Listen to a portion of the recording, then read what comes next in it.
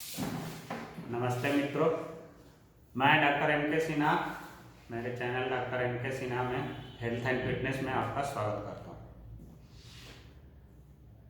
आज हम लोग बवासीर, पाइल्स या हीमोरॉइड, तीनों एक ही को कहते हैं, के बारे में जानेंगे कि क्यों होता है, कैसे ये धीरे धीरे डेवलप होता है, कहाँ पर होता है, इसके क्या क्या लक्षण हैं और इसको हम कैसे ठीक रख सकते हैं या इसका क्या क्या ठीक करने के उपाय। तो चलिए पहले हम लोग इसके क्यों होता है ये बवासीर, इसके बारे में जानते हैं। बवासीर होने का मुख्य कारण कब्ज है, कॉन्स्टिपेशन होने का कारण बहुत सारा है। तो जिस कारण से कॉन्स्टिपेशन होगा उसी कारण से फिर धीरे धीरे बवासीर भी हो सकता है। जिनको कब्ज है जरूरी नहीं है कि बवासीर हो जाएगा, लेकिन होता है, किन्हीं किन्हीं को हो जाता है जिन लोगों को। अब ये होता कहाँ पर है, अब एग्जैक्ट चीज क्या है जहाँ बवासीर पैखाने के रास्ते पर होता है। हम आपको एक फिगर से बतलाते हैं। ये देखिए, ये बड़ी आंत है, बड़ी आंत के बाद जो मलाशय है, मलाशय के बाद एनस होता है। एनस का मतलब मल द्वार, मल द्वार पर ही होता है और मल द्वार पर ही होता है। ये देखिए मलाशय में पैखाना जमा हुआ रहता है और ये मल द्वार इतना बड़ा, इतना छोटा सा रहता है, जहाँ पर हम लोग का स्किन इस तरह से रहता है। एक दो स्फिंक्चर रहता है, एक्सटर्नल और इंटरनल। स्फिंक्चर का मतलब होता है वो इस तरह से क्लोज कर देता है जब पैखाना निकल गया तो, और जब पैखाना आएगा तो वो फैलता है। तो ठीक है। ये जो जब कभी पैखाना कड़ा हो गया या कब्ज रहा तो ये क्या होता है कि मल द्वार या एनस उसको खूब कस कर फैलाएगा, इधर से फैलाएगा, इधर से फैलाएगा, इसको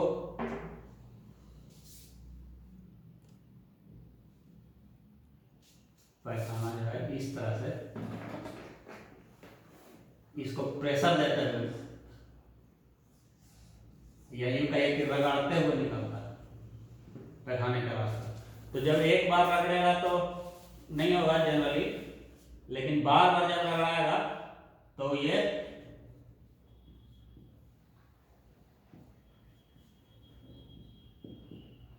बवासीर में बदल जाएगा, बवासीर हो जा सकता है।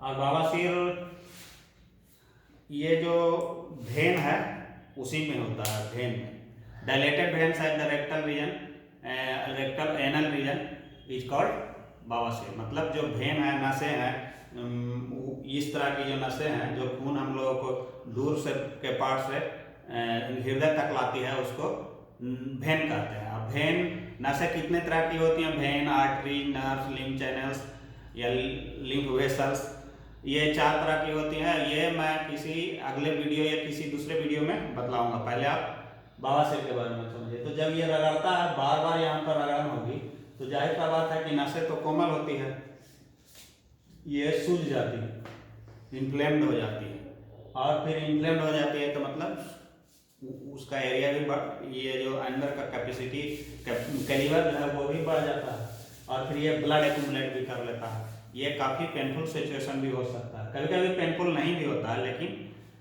पेनफुल हो सकता है, होता ही है। और जब वही वेन फट गया तो ब्लीडिंग हो गया। तो ये जो है ये बवासीर ऐसा ही होता है। अब बवासीर के होने का कारण क्या है, पहले तो कब्ज जान लिए रोग। अब कब्ज जानने के लिए क्या क्या कारण है, इरेगुलर डाइट है, जब समय से खाना नहीं खाना, खाने का 9 बजे तक का नाश्ता कर लेना चाहिए, 10 बजे तक हार्डली।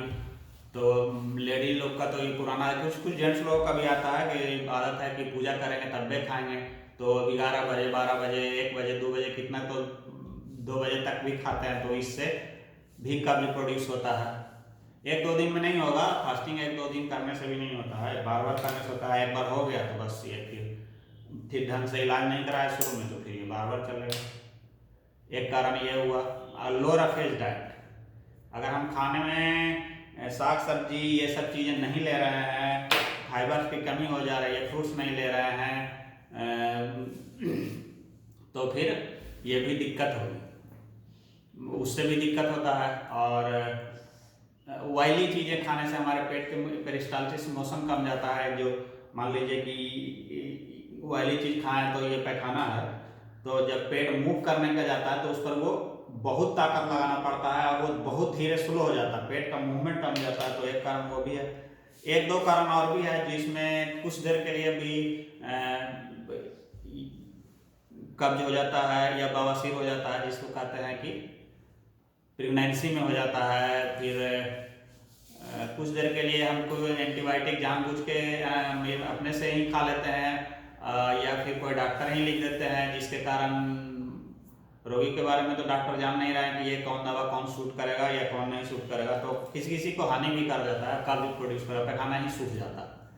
जब पैखाना सूख जाएगा तो ये भी हो जाएगा, लेकिन ये सब टेम्पोररी होती है। प्रेगनेंसी वाली भी टेम्पोररी होती है, और जो एंटीबायोटिक है वो टेम्पोररी होती है और फिर ठीक हो जाती है।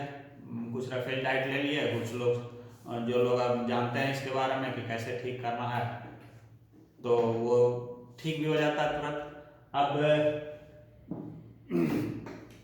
एक कारण, ये दो कारण, एक कारण और भी है एनाटॉमिकल डिफेक्ट। यहाँ पर जो एक भेन होता है, एक चीज़ और मैं बता दूं, दो तरह के पाइल्स होते हैं मेडिकल लाइन में। मेडिकल लोग जानते हैं, मतलब डॉक्टर लोग जानते हैं, एक एक्सटर्नल एक इंटरनल। एक्सटर्नल जो होता है वो बाहर लटक जाता है, वो बाहर लटक जाता है, और इंटरनल जो है बाहर नहीं लटकता। ये हाथ से छूने पर पता चल जाएगा, हाथ से छूने पर नहीं पता चलेगा। पेनफुल दोनों होगा, पेन ब्लीडिंग भी दोनों से हो सकता है। तो एक चीज और था, एनाटॉमिकल डिफेक्ट होता है कि इन लोगों में बचपन से ही, जैसे मान लीजिए कि भेन है, यहाँ पर का भेन का एक बार बता रहे हैं, ये भेन है, ठीक है। तो ये भेन में हम लोगों को वहाँ उन लोगों को कष्ट भी नहीं, भाव भी नहीं होता। भाव क्या करता है कि खून को इधर से नीचे से ऊपर ले जाता है, मतलब यूनिडायरेक्शनल फ्लो करता है, मतलब खून को ये फिर से नीचे नहीं जाने देगा। और जब ये भाव ही नहीं रहेगा,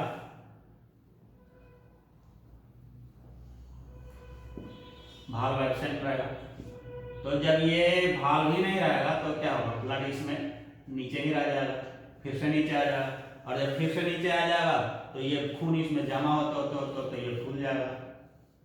फूलते फूलते ये ब्लीड भी करने लगेगा, और ब्लीड करते करते फिर ये काफ़ी डिफिकल्ट सिचुएशन होता है, और इन लोगों को ऑपरेशन कराना पड़ जाता है, लेकिन ठीक हो जाता है। ये कोई पैनिक होने वाली चीज़ नहीं है। और एक कारण और भी है, जेनेटिक कारण। जेनेटिक चीज़ भी देखा गया कि जिन लोगों के माता पिता में ज़्यादा होता है, उन लोगों के बच्चे लोगों में भी ज़्यादा होता है। लेकिन इसमें कोई हड़बड़ाने की बात नहीं है, ठीक ही हो जाता है या ठीक रहता है। कभी कभी काम करता है जब हम लोग खान पीन में गड़बड़ी करने लगते हैं या लगातार गड़बड़ी करने लगते हैं। अब हम लोग इसके लक्षण के बारे में जानते हैं कि क्या क्या लक्षण। मेनली दो ही लक्षण होते हैं, दर्द और ब्लीडिंग, पेन एंड ब्लीडिंग। रोगी शिकायत लेके आएंगे कि मेरे पैखाने के रास्ते पर कांटा जैसा बुक गड़ रहा है, बर्निंग सेंसेशन होता है, जलन होता है, खुजली भी कभी कभार होता है। जब ये हील करने लगता है तो खुजली भी होता है, हल्का ओकेजनल। तो ये pain, bleeding, mild itching, occasional, ये तीन लक्षण मेनली हैं इसके। अब हम इसके बारे में यहाँ पर एक रोग और होता है जिससे कभी, मतलब इसके बारे में अगले वीडियो में बताएंगे, उसको कहते हैं एनल फिशर। एक रोग और है, तीन रोग होते हैं कॉमन यहाँ पर। एक होता है एनल फिस्टुला, मतलब पैखाने के रास्ते पर भकंदर होना, वो भी यहाँ से छेद करके कभी कभी घाव हो जाता है, इधर की ओर नया रास्ता बना लेता है और अंदर ही अंदर एक पतला नली जैसा रहता है। वो अगर ये सब अलग वीडियो में बताएंगे, अभी हम बवासीर के बारे में बताते हैं। तो ये जो बवासीर है, इसके दो लक्षण हो गए, पेन एंड ब्लीडिंग।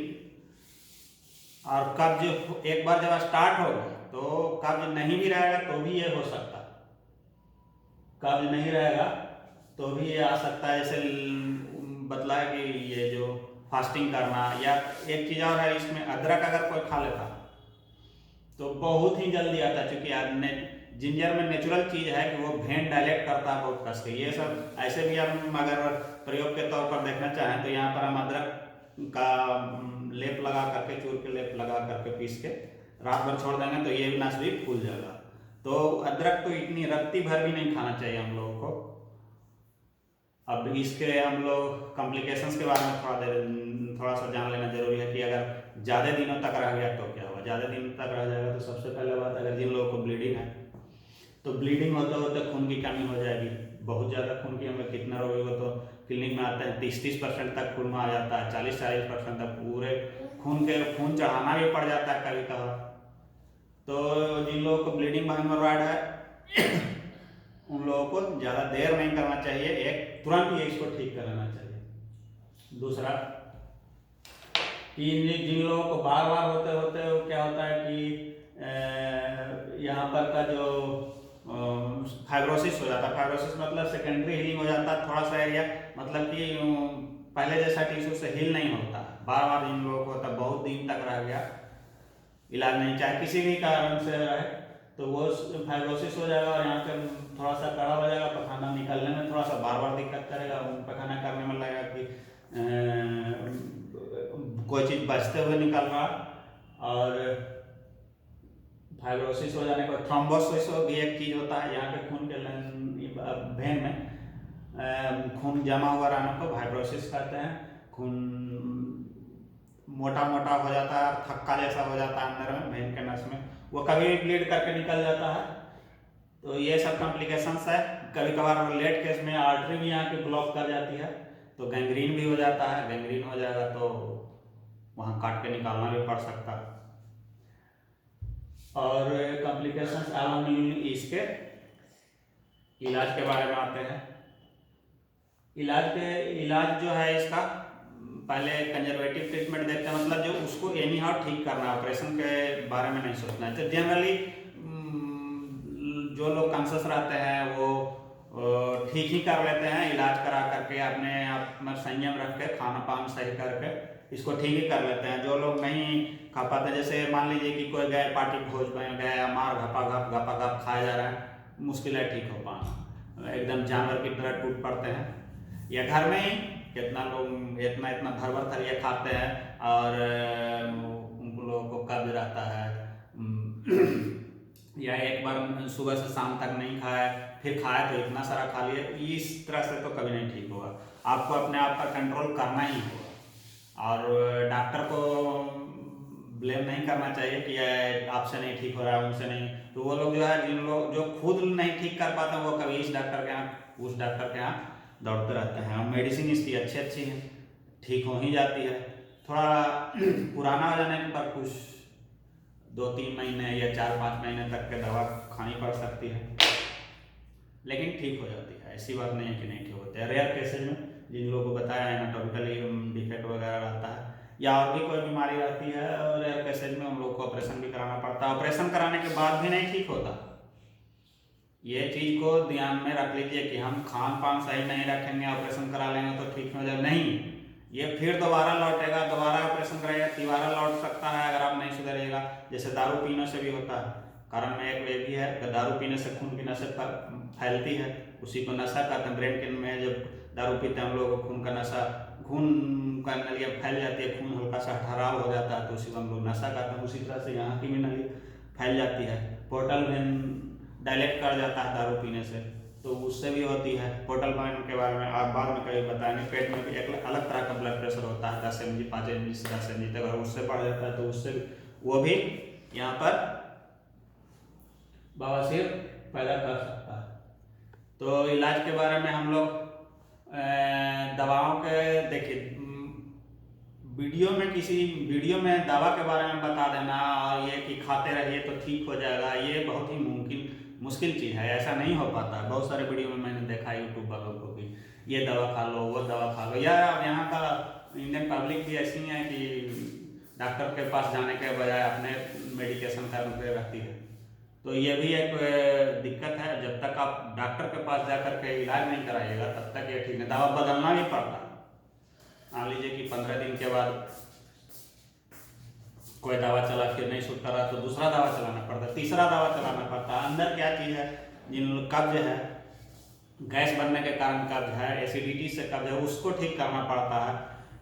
बहुत सारी चीज़ें, जिन लोगों को थायराइड है उन लोगों को, किन लाइफ स्टाइल एक चीज कारण, तो सबसे बड़ा कारण तो बताना मैं भूल गया, lifestyle, sedentary lifestyle. जिन लोगों का सेडेंटरी लाइफ स्टाइल है, सेठ जी लोग, जैसे कि बड़े बड़े सेठ जी होते हैं, दिन भर पैसे गले पर गिनते रहते हैं, कोई काम नहीं है, शारीरिक शरीर तो चलता ही नहीं है, दिन रात उसी बैठे हुए रहना है, उन लोगों को ये ज़्यादा होता है।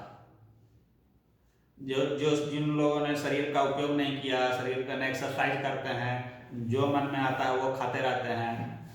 एक्सरसाइज करना चाहिए, सभी को करना चाहिए। ये सिर्फ बवासीर को ठीक करने के लिए, शरीर मजबूत रहेगा तो ये कम होगा, ये एकदम पक्का बात है। ये एक बहुत बड़ा कारण है सेडेंटरी लाइफ स्टाइल, इसको सुधारना ही चाहिए। तो इसमें दवा का जो मैं नाम बता देता हूँ, लेकिन प्रयोग ना कीजिएगा, इस डॉक्टर से मिलकर कहीं इलाज कराइएगा। जिस दवा इसमें प्रयोग होने वाले हैं, थुजा, नाइट्रम सल्फ, एसिड नाइट्रिक, एपिसमेल, सल्फर, नक्सभूमिका, एस्कुलस, रेटिनिया, पाइनिया, और भी बहुत सारी दवाएं हैं। ब्लीडिंग होने लगता है तो हेमामिलिस चलता है, मिलीफोलियम चलता है, और भी है। लेकिन जब बार बार दवाओं से ना ठीक हो जाए, खाने के बाद ठीक ना हो और ब्लीडिंग होता रहे, ब्लीडिंग बार बार होता रहे, याद रखिए मेरे बात को, ब्लीडिंग बहुत हो जाए, दवा खाने से बहुत दिन पर सुने या सुने ही ना, तो फिर उन रोगियों को ऑपरेशन करा लेना चाहिए। ऑपरेशन से नहीं डरना चाहिए, करा ही लेना चाहिए। और इसका एग्जामिनेशन कुछ लोग ये भी पूछते हैं कि जांच करा के, किन लोगों को पता नहीं चलता है कि क्यों वो बवासीर है कि नहीं। तो जांच में इसका देखिए, कोई पैथोलॉजिकल इन्वेस्टिगेशन नहीं होता है, ना ही एक्सरे है, ना कोई अल्ट्रासाउंड है। इसका जांच प्रोक्टोस्कोपी करते हैं, डायलेक्ट करके यहाँ पर देख लिया जाता है, टॉर्च मार लगा करके कि क्या है, बस उसी से पता चल जाता है। आप डॉक्टर को कहिएगा इन्वेस्टिगेशन करना है तो उसको प्रोक्टोस्कोपी भी करते हैं, सर्जन लोग प्रोक्टोस्कोपी भी करते हैं। तो ये हो गया आज बवासीर के बारे में। अगले वीडियो में यहाँ पर क्या होने वाला, 2 और रोगों के बारे में बताऊंगा मैं। एक हो गया फिशर और दूसरा एनल फिस्टुला। आपको अगर इसके बारे में और कोई भी जानकारी चाहिए तो कमेंट बॉक्स में लिखिएगा। दवा नहीं पूछिएगा प्लीज, दवा से नहीं हो पाएगा इलाज, मतलब सिर्फ दवा से नहीं हो पाएगा, बहुत सारे कंडीशंस होते हैं, उसको देखना पड़ता है। और दूसरा बात, सिर्फ दवा से होता नहीं है, कंजर्वेटिव मैनेजमेंट जो है, जनरल मैनेजमेंट करना जरूरी है, खान पान सही रखना, और कुछ परहेज भी रखना रहता है, कुछ फाइबरस चीज खाना भी रहता है। सिर्फ रोगी जब आते हैं क्लिनिक में तो पूछते हैं क्या आप नहीं खाएंगे, तो अदरक तो नहीं खाना है इसमें, लेकिन और जो चीज़ खाना है फाइबर है उसको जरूर खाना, नहीं तो नहीं ठीक होगा। कब्ज होगा तो फिर ये होगा। फास्टिंग से भी होता है, लॉन्ग टर्म रिपीटेड फास्टिंग जिन लोगों को नहीं सूट करता, एसिडिटी हो जाता है, फिर कब्ज हो जाता है, फिर बवासीर हो जाता है। तो इसके बारे में अगर और भी कोई जानकारी चाहिए तो नेक्स्ट वीडियो में कमेंट कीजिएगा, हम बतलाएंगे। और अगर मेरा वीडियो आप लोगों को अच्छा लगा तो कृपया लाइक कीजिए, शेयर जरूर कीजिए, क्योंकि knowledge can prevent diseases and improve your life. Knowledge रखिएगा तभी आप इससे बचिएगा, नहीं तो पैनिक हो जाइएगा। क्योंकि बवासीर का इलाज गांव देहात में नाई लोग भी कर दे रहे हैं आजकल, तो उससे कभी कभी तो दिक्कत हो जाता है। कॉम्प्लिकेटेड केसेस सर्जन के लोगों के पास हम देखते हैं। तो ठीक है, जय हिंद दोस्तों।